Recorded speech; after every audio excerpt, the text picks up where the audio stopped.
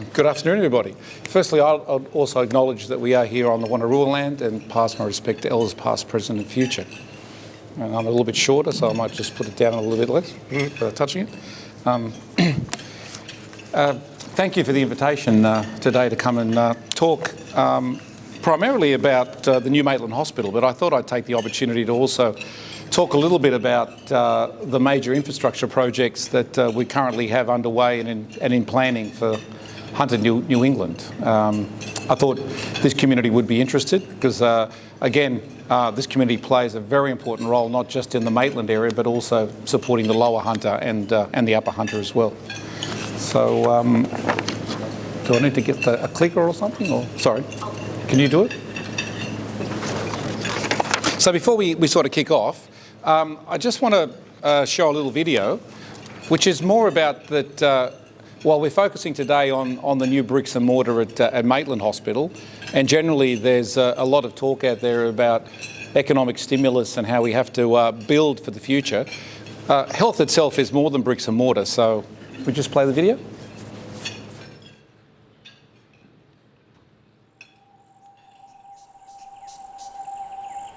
What do people imagine when they think of Hunter, New England Health?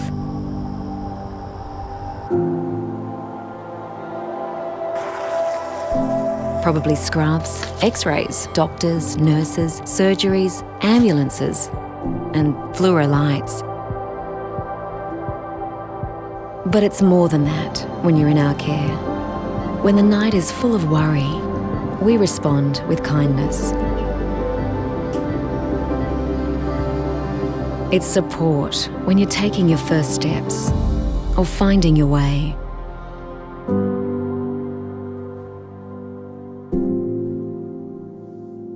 While we're experts in what we do, we're finding new ways to heal. Each year, more than 500,000 people come to us in an emergency, but we never panic. Our individual strengths combine to help our community when they need it most.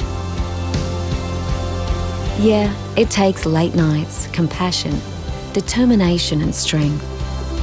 But it's a job like no other. Our patients' well-being is at the centre of everything we do. From Moree to Newcastle, from Tenterfield to Gunnedah, from 73-year-old Lorraine to 1-minute-old Audrey. We're there when you need us, and there, and there. I've dedicated my life to this.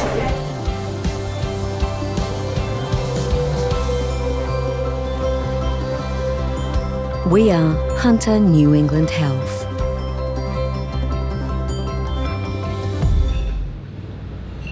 So as you can see, while we do need the bricks and mortar, it's really about the people and our clinicians that actually do all the hard yards. Again, I think you should be proud of your clinicians in this area. I think we've done an exceptional job today in the way we're managing COVID, and more importantly, I think we're ready and able to see what does happen in the future in terms of COVID or any other major health outbreak or crisis in our particular region. I thought I'd just sort of quickly touch on a little bit about some major infrastructure projects that we're working across the entire district, because as Michael pointed out, our geography is the size of England, and while we are based here in predominantly the Hunter, we do service a major population of nearly 1 million people, and again, we actually go as far north as Tenterfield and as far west as Wee Waa and Moree up on the Queensland border, and of course we also go up the coast as far as Taree, Wingham and so on. So we are a large organisation providing a very complex health service across each of those different geographies. So I just wanted to touch on some of our infrastructure projects. And if you just go to the next slide, Ramsey, if you don't mind. So basically those projects, I just want to talk about the large ones first, but the thing to remember here is that we've got over 30 projects going at the moment with a capital spend of over $1.5 billion. And today I'll be talking to you in more detail about the new Maitland Hospital, but I just want to touch on some of these others because they do have an impact on Maitland, and also Maitland, the new Maitland Hospital, will have a role to play in a network of our hospitals, especially in our Hunter end of our district. So we've got the John Hunter Precinct, and I'm sure you've heard a lot about what we are attempting to do there, which is we've got a $780 million commitment for a redevelopment of the campus, known as a Hospital and Health and Education and Innovation Precinct. And again, where we're up to at the moment is that we've done the concept design, we've completed the business case, and really what we're waiting for really is the go-ahead to start doing some works in early 2022. And I think at this stage we're pretty confident that if everything goes to plan, we'll have that new development commissioned around that 2025.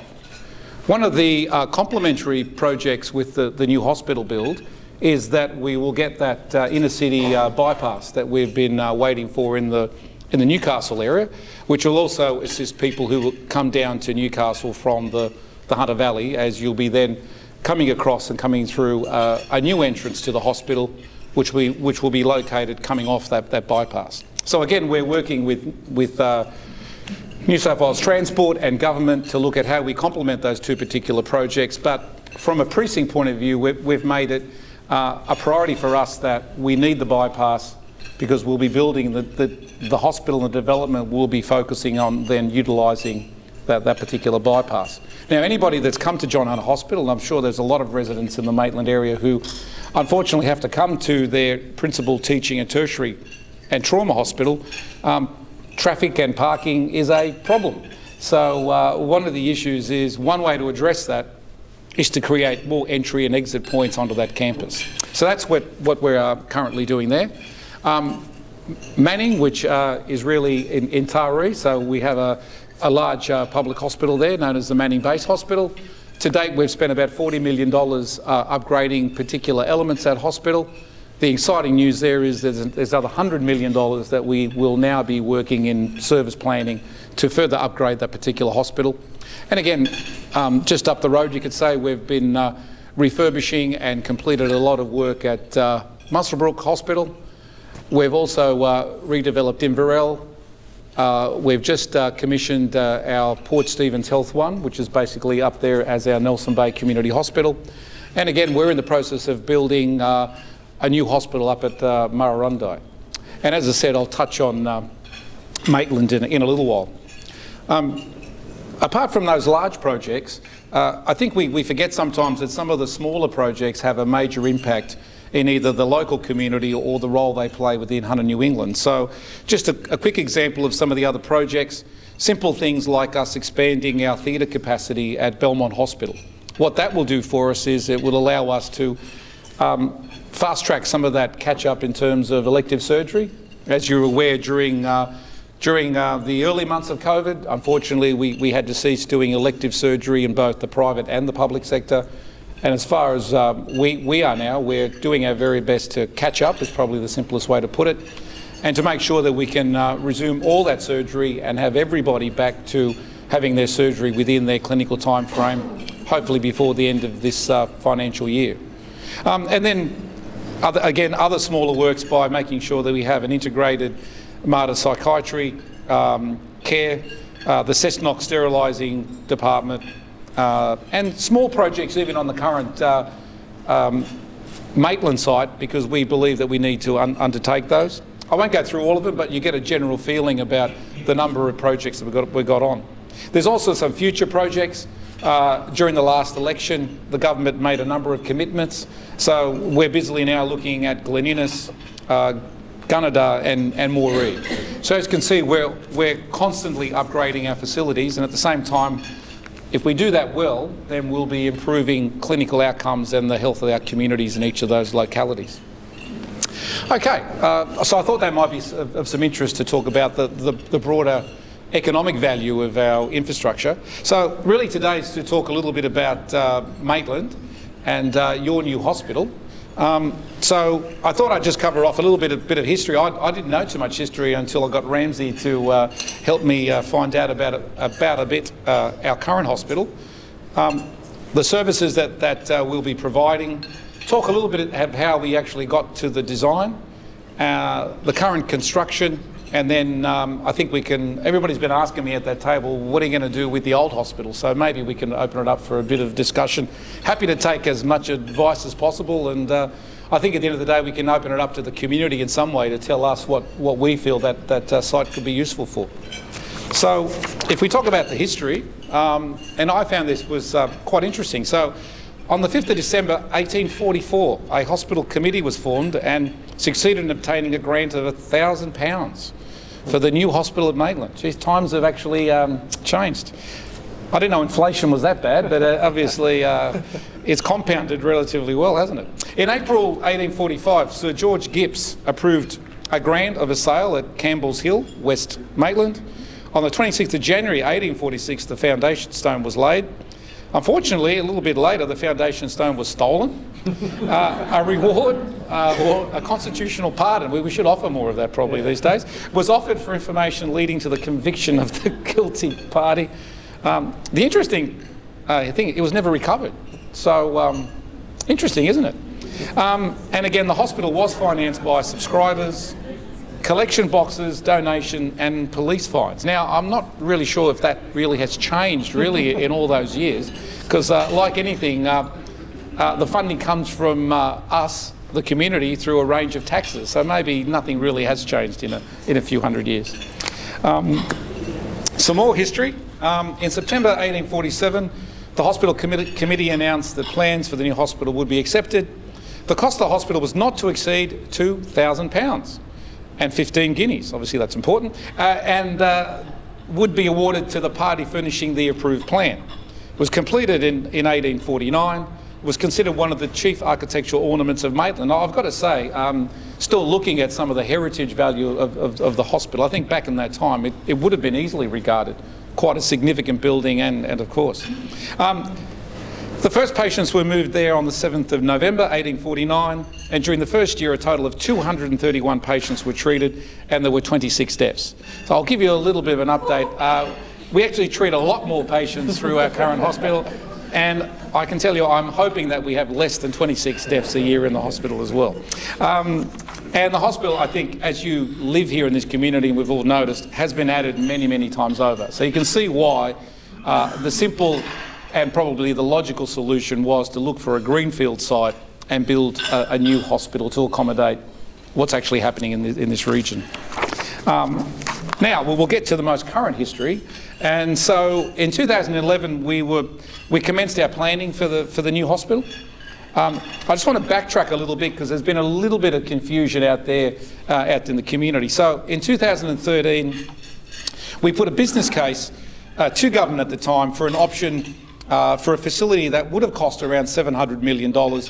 And that actually included not just the development of the hospital, but actually using the greenfield site to actually transfer mental health beds from Newcastle. And also at that time, there was some thinking about, do you consolidate by actually, I hate using the word, close down some of the smaller hospitals that were in that particular catchment area.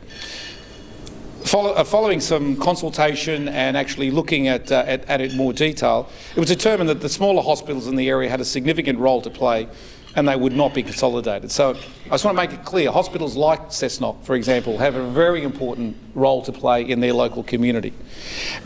So therefore we decided that we'd go with the other option, which is to build a hospital that will service the community of Maitland and also play what is known as a referral role for the Hunter Valley hospitals and actually network it and actually have basically the simple approach is that the new hospital would be the hub and therefore would have then the smaller hospitals able to utilise the increased services enhancements, which I'll talk a little bit later on. So in doing that then, we had a new site located at Medford, and the project at that time, back in 2015, was estimated to be about $400 million. Some people in the room here might remember that for a period of time then there was an option of looking at a public-private partnership on whether that may have been a better option to actually build and operate the hospital. Again, that particular option was explored and dismissed on the basis that it needs to remain as a public facility, but more importantly, it needs to be run by Hunter New England as a public hospital. So in January then 2018, the government decided on a public health-led approach, as I mentioned earlier, and we were able then to lift that commitment to $470 million. And the main works then started on the Greenfield site at Medford in late 2019. And as I mentioned earlier, hopefully we're all on track to open the new hospital in early 2022, which is not that far away. If I can just give you a little bit of modern history, you could say, about the hospital. So you heard about the fact of a handful of patients, and unfortunately some patients died back in those days. This is a bit of a snapshot of what your hospital does for this community over a 12-month period. So 51,000 people attend the emergency department, 11,000 of those arrive by ambulance, 114 people require very urgent care. So that's basically life-threatening. So basically you could use simple language. The hospital basically saves about 114 people on average each year who need those services right at that moment. 12,000 people are discharged home from hospital. We do about 6,800 surgical procedures. 48,000 people have diagnostic tests on an annual basis. 3,500 babies are born. 57,500 people receive an outpatient service and care in the community. And again, as you can imagine, that is becoming more and more important. And as we build our hospitals and as we focus on what future healthcare, the future healthcare is to make that healthcare as close to home as possible. But if you don't need to come to a large institution like a hospital, it's actually, if you listen to the community and talk to patients, they prefer that care to be as close as possible or in the home if we can provide it. And I'll just mention that if you look at our approach and how we've responded to COVID in our local health district, many of those patients who were positive and have had to be treated have been treated at home. Very, very few patients actually did have to go and spend time in a hospital as an inpatient. And again, very, very few, fortunately, didn't require our ICUs and didn't require ventilation. So again, our hospital in the home programs looked after the far majority of all of the patients. Now, these staffing numbers I had a look on because I thought they were a bit light. So these numbers are of just the hospital staff. They don't include mental health staff, they don't include the community and some of the other support. But overall, I think the last numbers that I looked at, on the current Maitland campus, we employ about 1,200 people. And also we're quite proud that we've got a very high proportion of the district staff, but also at Maitland, of us being able to employ people of Aboriginal Torres Islander background as well and origin.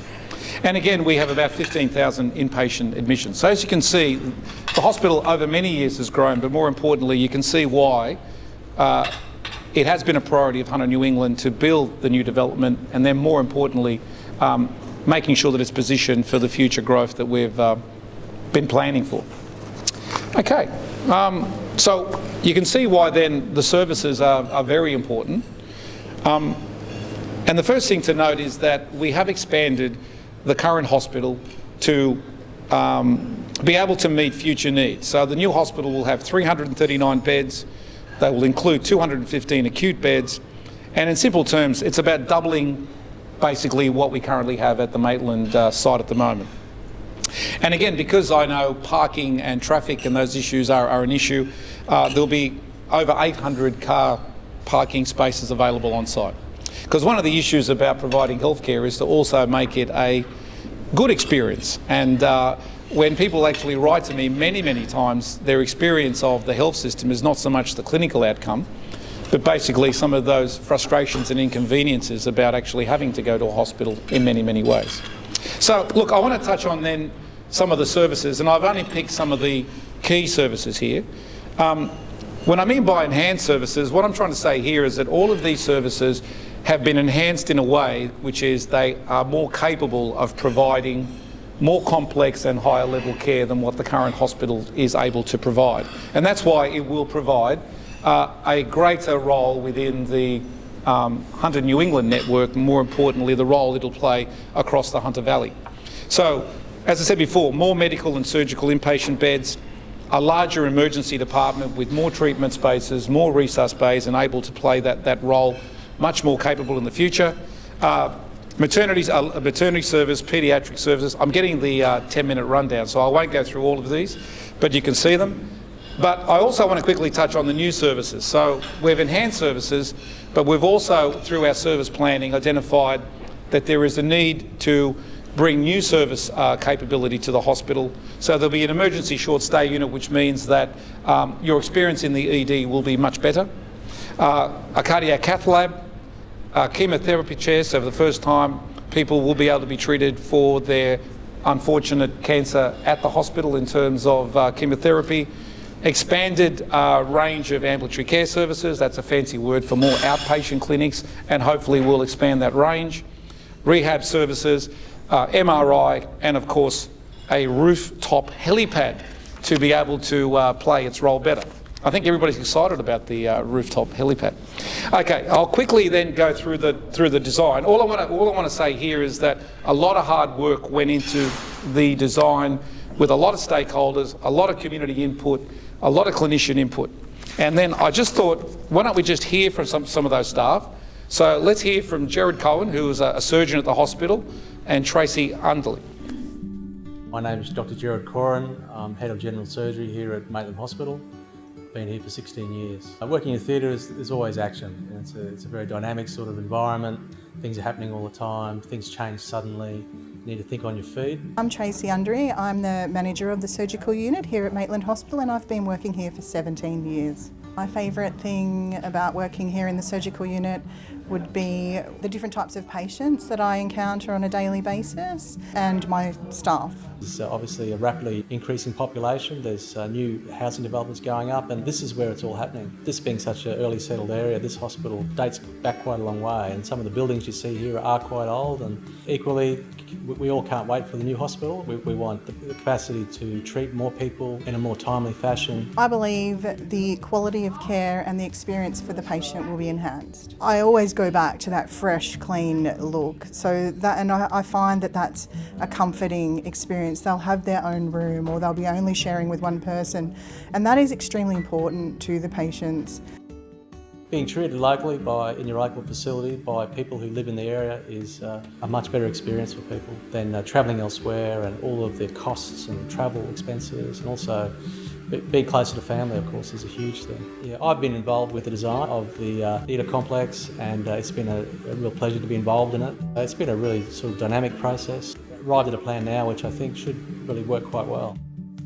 Only today I had a patient come back and visit, and she drops in every now and then, and it's amazing to see her. So to see them come back and progress and be positive is a wonderful thing.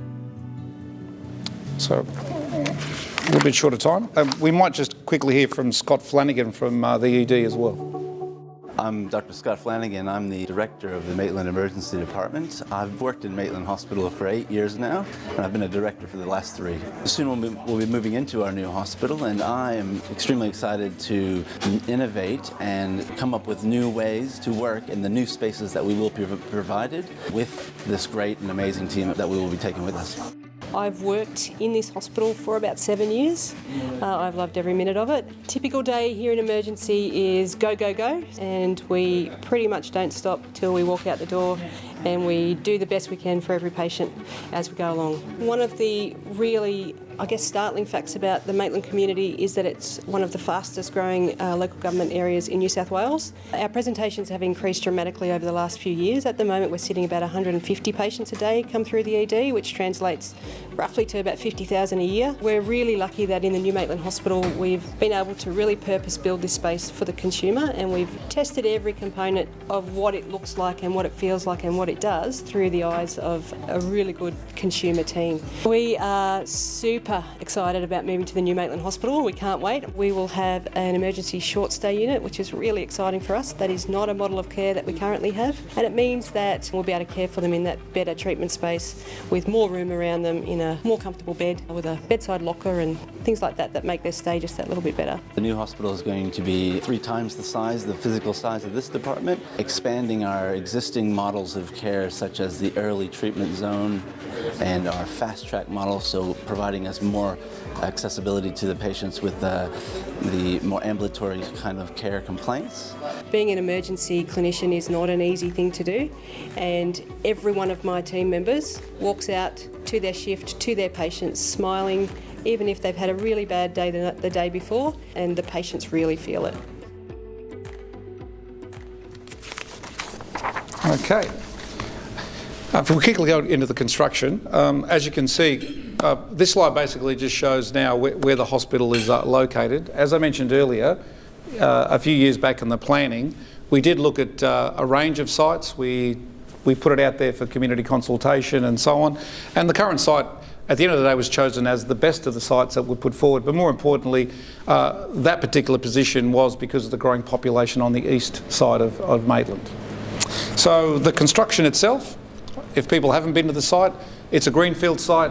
What you can see from here basically is there's plenty of land out there, and I would suggest to you that in many, many years to come, there'll be more opportunities to bring more health-related industry and health-related services onto that site in the future. And again, a lot of the complementary work is, as you can see, there has been road work on the site, and as you can see, a lot of the transport and infrastructure does complement itself.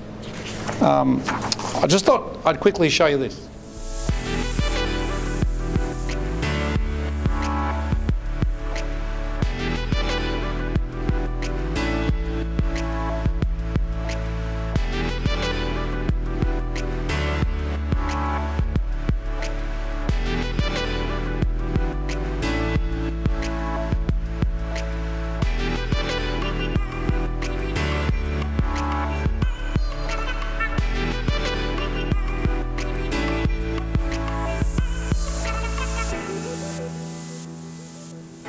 It's actually felt like that many times with this project. I think when we got onto it, we've done extremely well to have it ready to go in a little while. So just the construction, I think, just to talk about not the hospital now, but the value that the hospital has given to the community is 5,000 jobs locally created, the use of the local trades and suppliers, and I have to say Multiplex have done extremely well in that regard. The connectivity centre, which I'll talk to you in a second about. But on the information technology side, what you'll see when you go into the new hospital is enhanced telehealth. More importantly, you'll start seeing appointment check-in via kiosk and smartphone apps for patients. A bit like when you go to an airport at the moment now and you've got self-check-in and so on. And of course, a queue management system, which basically means that if you're a patient who goes there and you're going to an outpatient appointment, you can leave, you can go have a coffee, you can go to one of the other areas of the hospital and you'll get a message and there'll be boards up so you can get back to where you have to be. So there's some of those patient experience and quality improvements. And again, a really important aspect is we have to make the hospital sustainable, but we have to think of the environment at the same time. So all rainwater being captured will be reused in the hospital. Solar panels will operate the hospital. Renal dialysis water will be recirculated and there will be no wastage, and that's just the beginning of it. Ramsey, who's here with me, is also responsible for our sustainability planning across the whole district, and we'll probably be back in a little while in the future talking about all the other things we're doing across all of our hospitals. The connectivity centre, because I am running out of time, I won't spend too much time on it, but look, this initiative is an excellent way of building collaboration with the community, but more importantly, us and Multiplex getting together and basically putting together an opportunity for people who hadn't worked before to be able to come and register interest and then look at how we can provide opportunities for them, either in a job experience mode or ultimately then in gaining traineeships or apprentices, with a real focus on Indigenous and vulnerable people out there in the community. So here's a lovely example of Lisa, a single mother of 9, who was the only woman in the first intake of the trainees. Now she is the first female to work for the formwork subcontractors. Lisa is completing a 12-month certificate 2 in construction pathways, including on-the-job training in a range of skills with subcontractors. And as you can see there, over 50 candidates have been placed in employment opportunities, which I think is the way we actually partner with our community and add value to these projects. Just a little bit more, because I think it's important. Art is really important, and our history is important, and of course Aboriginal culture is extremely important. The arbour, as you saw on the videos, is a main feature of the hospital. So again, that's been designed and has been created by local Aboriginal artists. We've also had a competition for the artwork in the main foyer, and that's nearly complete. So I think you'll be excited once that's completed and we have it in the hospital. And then we can't forget that rich history that we spoke about earlier. So a lot of work has gone on in that area. Joe Eisenberg, who some people might know, the former director of the Maitland Art Gallery, and Janice Eisenberg have been engaged as our arts and heritage consultants. Running out of time, I won't go into that, but a lot of what you see on those slides will be in the hospital, in the foyers and all over the hospital itself. And then lastly, the existing hospital, which maybe that could be part of a Q&A perhaps, I'm not sure, asking what's going to happen. What is going to happen from Hunter New England's point of view is that we will open the new hospital and we will decommission and close the old hospital. And then ultimately, in coming months, New South Wales Government will commence a consultation process with local stakeholders, and I would wish for Maitland City Council and other community organisations to get involved to determine what that future use is. However, we need to understand that there are also heritage aspects and they need to be taken into account. And I've gone a bit over time, but anyway, we'll see how we go.